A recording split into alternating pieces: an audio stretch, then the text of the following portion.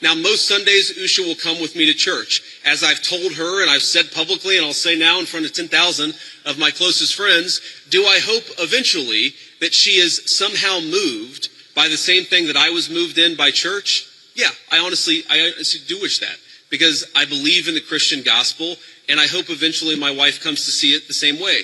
It was the sentence no one saw coming, calm, confident, and delivered with the precision of someone who knew exactly what she was doing.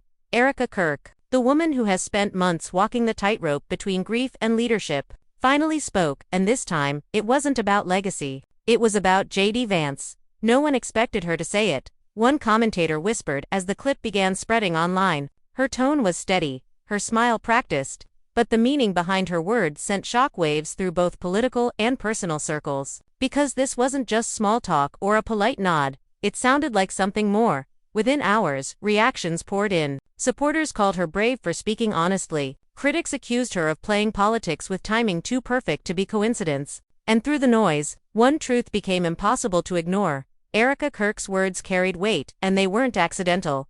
What did she really mean? Was it admiration, alliance, or a quiet warning to the movement her late husband once led? No one knows for sure. But one thing is certain. In a world where silence speaks volumes, Erika just said more than anyone expected. To understand why Erika Kirk's words hit so hard, you have to know the players and the history between them. Erika Kirk, once known primarily as the poised, soft-spoken wife of conservative leader Charlie Kirk, has slowly become a voice of her own. After Charlie's death, she inherited not just his public platform, but the spotlight that came with it, one she never asked for, but one she's learning to command. Graceful, articulate, and disciplined.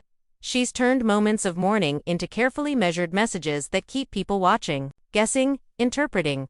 On the other side stands JD Vance, best-selling author, senator, and rising symbol of a new conservative generation. His story, from hillbilly elegy to Capitol Hill, made him both hero and lightning rod. Admired by millions, criticized by just as many, he embodies the same mix of populism and polish that Charlie Kirk once championed.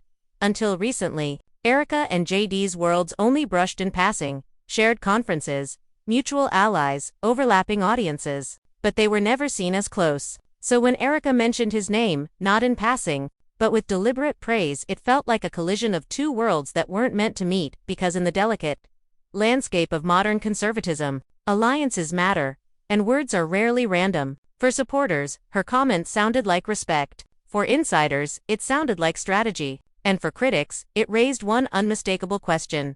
Was this about admiration, or about influence? Whatever it was, the timing was impeccable, and the world was ready to notice. It began innocently enough. A sit-down interview filmed in warm studio light. The kind of conversation meant to feel casual and safe. Erika Kirk sat poised, her hands folded, her tone steady. The host asked her a simple question about leadership, who she believed was carrying the torch forward in today's political climate. Her answer came without hesitation. JD Vance, she said softly, understands the kind of courage this generation needs. My husband believed in leaders like that, the ones who build quietly and stand firm when it's not popular. The room fell silent for a moment. It wasn't just what she said, it was how she said it, the calm certainty, the faint, knowing smile that followed. It was the kind of line that feels harmless on paper, but heavy when spoken aloud.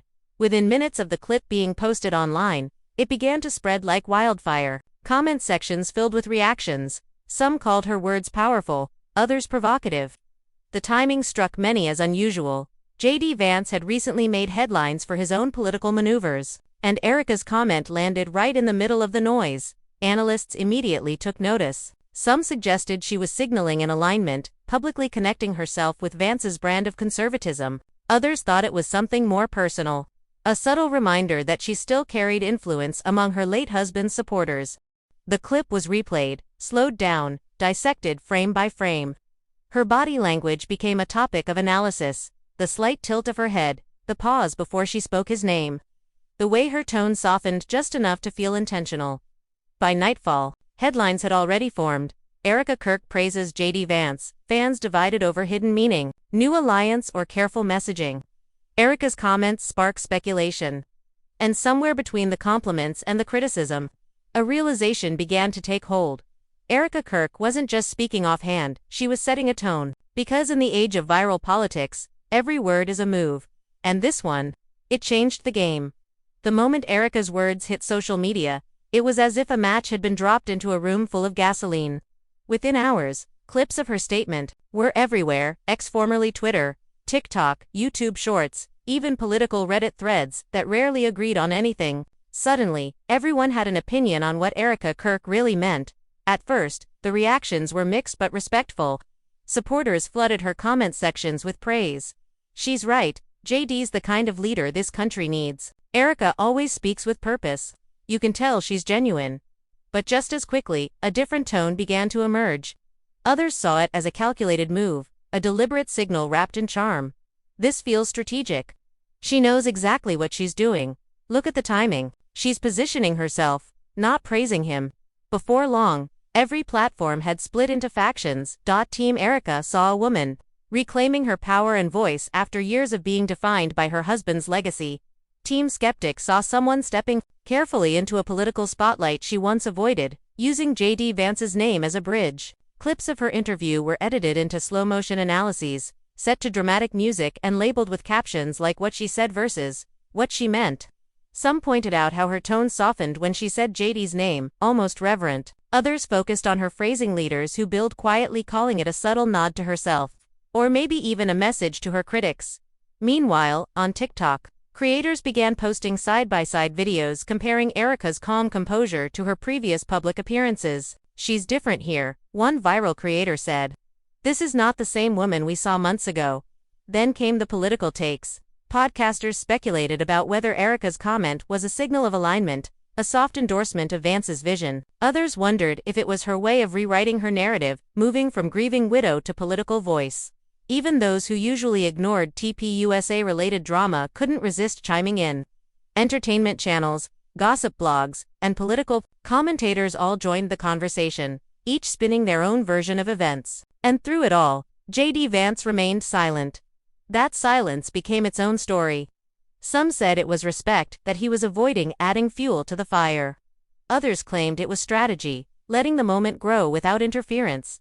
The phrase, "Erika Kirk JD Vance," began trending across multiple platforms. Memes appeared. Edits circulated with headlines like "the unlikely connection everyone's talking about" and "Erika's power play." Even news outlets who usually ignored gossip began covering it, not as rumor, but as a cultural moment, because this wasn't just a casual comment anymore. It was symbolism, power dynamics, image management, and perhaps, more than anything, it was about how quickly one sentence could reshape perception. By the end of the week, Erika Kirk had become something new in the public eye, not just a name attached to a legacy, but a figure whose words carried ripple effects far beyond the conversation they began in. The internet had turned her comment into an event, and though no one could agree on what it meant, everyone agreed on one thing. Erika Kirk was no longer just reacting to the spotlight. She was controlling it. As the noise grew louder, analysts, journalists, and online commentators began dissecting Erika's words like a coded message, each phrase pulled apart, each pause replayed in slow motion. What did she mean when she said, "JD understands the kind of courage this generation needs"? To the casual listener, it sounded like admiration, but to those who study language, tone, and timing, it felt layered. Intentional political observers pointed out that Erika's phrasing wasn't generic. It echoed something Charlie Kirk once said years ago about building courage into culture, a phrase he used often when describing leadership. For some, this connection was proof that Erika's comment was more than flattery. It was a bridge between her husband's legacy and JD Vance's vision, almost as if she were passing a symbolic torch. But others weren't so sure. Some saw it as a carefully crafted signal, designed not for the public but for the power players watching behind the scenes. The kind of message that says, "I still have influence, and I know when to use it." One media strategist described it this way: "She's too smart for this to be spontaneous. Every word was intentional. She's positioning herself, maybe aligning with JD's rising influence, maybe testing the reaction before something bigger." Another theory suggested something deeper, an emotional undertone hidden beneath political polish. That Erika's comment wasn't about power at all, but recognition. That after years of being seen as an accessory to someone else's movement, she was now being heard in her own right. Her subtle nod to JD Vance, some believed, wasn't about partnership, it was about identity. about belonging in a conversation she'd once been excluded from. Then came the spiritual interpretation. Fans of Erika's podcast and faith-based work noted how she often speaks about discernment and purpose. They argued that her praise of JD Vance might not be political, but philosophical admiration for shared values rather than shared ambition. Still, the skeptics weren't convinced. The timing, they said, was too precise. JD's name was dominating headlines for his recent policy stances, and Erika's comment arrived right when attention was at its peak. Coincidence, or coordination? For many, the mystery wasn't in the words themselves, but in what they replaced the things she didn't say. She could have mentioned other names, other leaders, safer choices, but she didn't. She chose JD Vance, a man both admired and polarizing, just like Charlie once was. That choice alone felt deliberate, calculated. Even as one insider put it, Erika doesn't speak by accident. If she mentions you, it's because she wants to, and when she does, everyone listens. Whether it was strategy, sincerity, or symbolism, one truth remained undeniable. Erika Kirk had mastered the art of controlled revelation, saying just enough to start a conversation, but never enough to end it. And that's exactly why her words continue to echo, not because of what she said, but because of what everyone thinks she meant. As Erika's words continued to ripple through news cycles, something quieter and far more interesting began happening behind the curtain. Insiders, aides, and longtime staffers within the conservative world started talking, not to cameras, but to one another, at private dinners and strategy calls. Her interview kept coming up. What was she trying to do? One staffer reportedly asked, was that a message? Or a mistake? People who had worked with Erika before described her as measured to a fault, the type who rehearses each sentence, who understands how even a half-smile can become a headline. That's why her comment about JD Vance didn't feel accidental. It felt prepared. Whispers started to circulate that certain donor groups and advocacy circles had already taken notice. A few saw her praise as a clever move, a way to realign herself with a younger, more populist branch of the conservative base. Others were less impressed. They felt she was testing the waters, gauging public reaction before stepping into a more vocal role.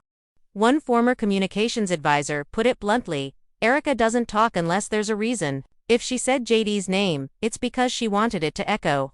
Even inside media circles, journalists who'd once covered Charlie Kirk began to whisper about Erika's transformation. They remembered the reserved woman who rarely spoke without approval, and now, here she was, shaping a narrative that had everyone watching.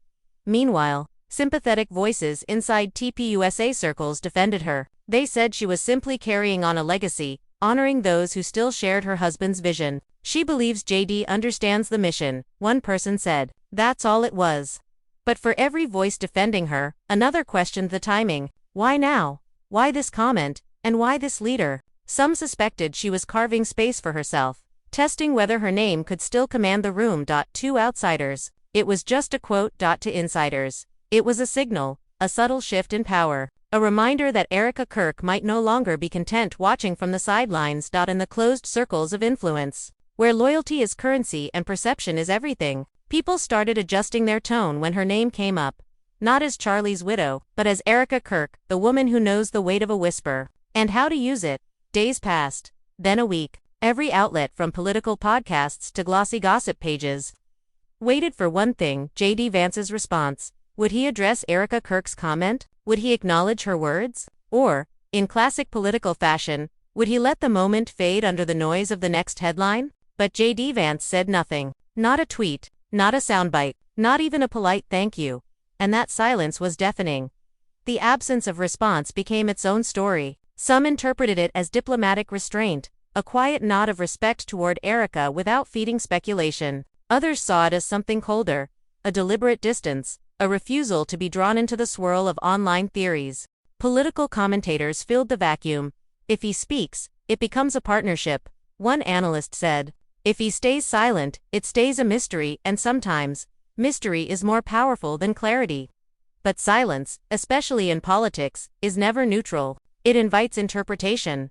The more JD didn't speak, the more people filled in the blanks. Clips of Erika's interview continued to circulate, now paired with photos of JD at recent events, slow-zoomed and overlaid with captions like "Does he know?" An unspoken understanding. The narrative had evolved beyond her words. It had become a story of connection, real or imagined, that the internet couldn't stop dissecting. For his supporters, JD's silence looked like focus, a refusal to engage in media gossip. For Erika's fans, it looked like quiet agreement, maybe even respect. For skeptics, it looked like strategy, letting her carry the attention while he watched the reaction unfold. Either way, it worked because every time JD Vance said nothing, the story grew louder, and when reporters finally asked him about Erika's remarks at a brief press stop, he smiled politely, gave a quick nod, and said, "She's someone who's been through a lot, and I think people should listen when she speaks." It wasn't a confirmation, it wasn't a denial, it was a masterclass in ambiguity, just enough to keep the tension alive. Within hours, that small clip hit millions of views, the comments poured in. "He handled that perfectly. He knows exactly what he's doing. This feels bigger than either of them." And suddenly, Erika Kirk's statement, a single sentence from a quiet interview, had become something much more, a story of two public figures orbiting each other in silence. Their names now linked in headlines, neither of them seemed eager to escape, because sometimes, in the theater of power, saying nothing says everything. As the days stretched into weeks, what began as a passing comment evolved into a full-blown cultural conversation. Clips of Erika's interview played side by side with JD Vance's brief response, looping endlessly across platforms. Each replay added a new layer of meaning. Each pause a new theory. Her supporters called it authenticity, a woman speaking her mind after years of measured silence. She's finally showing her own voice. She's carrying the same courage Charlie once had. Others weren't so forgiving. They called it choreography. It's all timing. She's aligning herself before the next election cycle. She knows exactly how to keep herself relevant. YouTube channels and podcasts ran marathon breakdowns titled The Kirk-Vance Connection, Calculated or Courageous. And inside Erika's strategy, commentators compared her composure to a chess player's deliberate, quiet, always 3 moves ahead. For the public, it became a choose-your-own narrative. To some, Erika was stepping into her power. To others, she was stepping over boundaries. JD's continued silence only deepened the divide, a blank page that everyone was free to write their version of the truth on. Even fashion blogs joined in, analyzing her recent appearances, the darker wardrobe, the clean lines, the confident posture. They said she looked less like a guest in someone else's story, and more like the author of her own. Inside conservative circles, the conversation grew more cautious. People who once spoke freely about her now chose their words carefully. Some praised her discipline. Others whispered that she was rebranding herself, shifting from a symbol of loss to a symbol of legacy. Yet through all of it, Erika never corrected anyone. She never explained, never defended, never denied. Every public appearance was calm, collected, and perfectly timed, as though she understood that the longer she said nothing, the more everyone else would talk. And they did. Because the real intrigue wasn't what she said about JD Vance, it was what she'd awakened: curiosity, speculation, and the uneasy realization that maybe this was less about a single comment, and more about a woman learning how to control the story that once controlled her, in the court of public opinion. That's not scandal, that's strategy. By now, it was clear that Erika Kirk's moment wasn't just about a passing comment, it was about something much larger. What started as a few words about JD Vance had become a reflection of who Erika Kirk was becoming. For years, she'd been framed through the lens of her late husband's influence, the quiet supporter, the graceful widow, the keeper of a legacy. But now, the tone had shifted. She was speaking in her own rhythm, shaping her own message, and doing it with a precision that few could match. Insiders began to realize that Erika's approach wasn't reactive, it was strategic. Every word, every appearance, every pause seemed designed to test the boundaries of her influence. She wasn't just staying relevant, she was redefining relevance itself. "This isn't about JD Vance," one commentator noted. "It's about Erika signaling that she belongs in the conversation, that she's not done." Her ability to blend poise with mystery became her power. She didn't need to raise her voice or make bold claims. Her strength was in subtlety, a raised eyebrow, a measured word, a silence that felt heavy enough to fill the room. The more she restrained, the more people speculated. And in that speculation, she controlled the narrative. Meanwhile, political observers started to connect the dots. Erika's reemergence wasn't happening in a vacuum. It coincided with new movements forming within the conservative landscape. New alliances, new faces, and somehow, she always seemed to appear at the edges of those rooms. Not in the spotlight, but never far from it. "She's rebuilding something," one journalist said quietly. "Maybe not what Charlie built, maybe something of her own."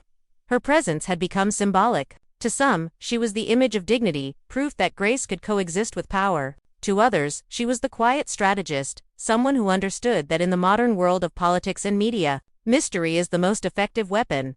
Whatever people believed, one truth became clear. Erika Kirk was no longer just a name attached to the past. She had stepped into the present and she was steering it. Because legacy isn't about what you inherit, it's about what you create from the silence left behind. And Erika Kirk had learned to turn that silence into influence. In the end, no one could quite agree on what Erika Kirk meant, and maybe that was the point all along. Her words, her tone, even her silence had become part of a larger story that refused to settle. One interview, one sentence, and yet, the echo of it continues to move through social feeds, talk shows, and closed-door discussions like a quiet current that no one can control. Supporters still insist it was nothing more than admiration. A thoughtful remark from a woman of grace. Critics continue to call it a power play. A calculated move made at exactly the right time, but the truth sits somewhere in the middle, just out of reach. Hidden behind the calm expression of someone who's learned that mystery is power. Those who know Erika best describe her as deliberate, every word chosen, every silence timed. And that's what makes this moment so captivating. Because if this was just a comment, it would have faded. But it didn't. It grew, morphed, and turned into something bigger. A reflection of how easily a single phrase can reshape reputation, shift narratives, and remind the world that influence doesn't always shout. Sometimes, it whispers as the headlines fade and the next scandal rises. Erika remains unbuttoned. Her social presence, her tone, her image, all perfectly consistent. She never corrects, never confirms, never denies. Instead, she lets the world talk while she keeps moving forward. Quiet but visible, calculated but calm. And that's what keeps people watching. Because in a culture addicted to instant reactions, Erika Kirk does something radical. She slows the story down. She lets curiosity do the work. So now, the question isn't whether her words were intentional, it's how intentional they were. Was it admiration? Alignment? A subtle repositioning in a movement still trying to define itself? No one knows for sure, but one truth remains. Erika Kirk understands the art of saying everything without saying too much, because in the world she moves through, one built on headlines, alliances, and perception, power doesn't come from speaking the loudest. It comes from being the one everyone else can't stop talking about. And that's exactly what she's become. A mystery, a mirror, and maybe, just maybe, the beginning of her own story. What do you think Erika Kirk meant by her words about JD Vance? Was it strategy, sincerity, or something in between? Drop your thoughts in the comments. Like if you believe every story has more than one side. Subscribe for more calm, cinematic deep dives, because in this world, every whisper has a story behind it.